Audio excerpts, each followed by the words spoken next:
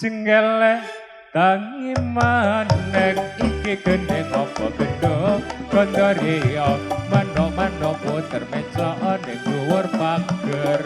aja menclok ning dhuwur pager menclok tepung panggeger coklet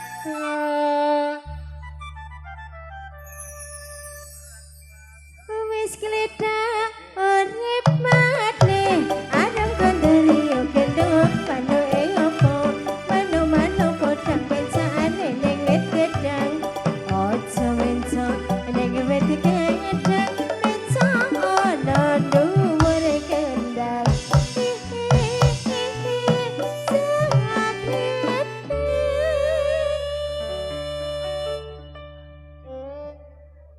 kroket-kroket joget maneng arep gondorio gendong manuke opo mano-mano podang menclok ning dhuwur gedang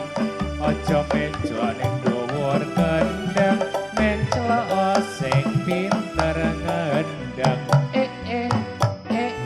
coklet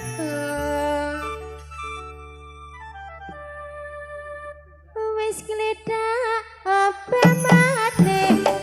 gondorio gendong panuke opo mano-mano menyar pencane ning wit jawar aja mencok ning wit jawar mencok ana nggon sing jembar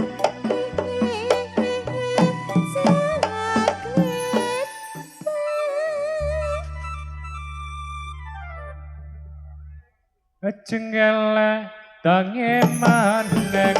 gondorio gendong manuke opo mano-mano manyer menclok sing anyar aja menclok panggon sing anyar pindah panggon sing jembar coklet iki jembar banget saking gedhe atos uget-uget apa maneh aduh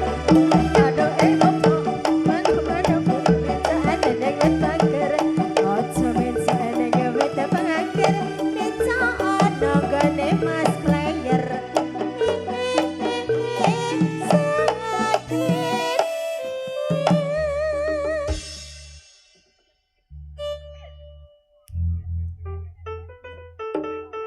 Sameneika enten layang kabur, enten pamundhutan saking Bu Sri Warudoyong.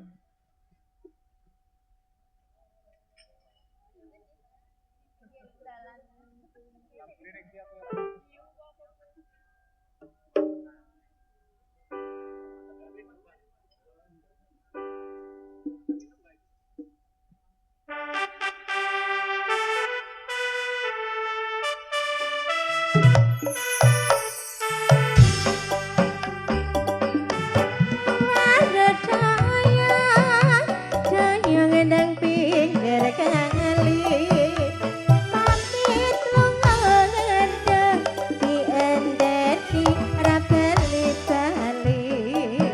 blara disampirke apae jarak marang ampirke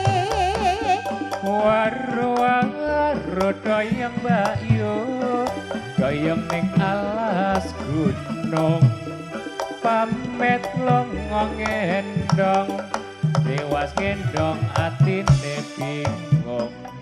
pring wolong dilancipi senadyan wurung wis ngicipi waru dayang nang pinggir kali pamit lunga ngendeng dienteti ra bali-bali pring gone ngecakak radio atine sing dibojo loro waru-waru doyong Rama doyong ning pinggir kali sedia budaya pamit lunga ngendong saenteni ora bali-bali sepikul jengkol sepikul jeruk mlakune kidul cekelan Badro. Baru doyong nang pinggir kali pamit lunga ngendeg dienteni ra bali-bali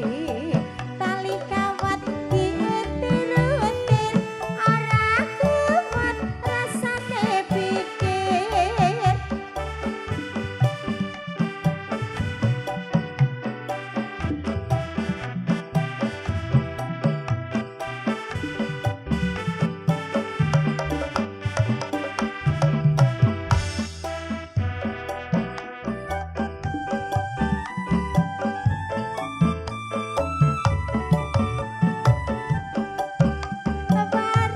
Baru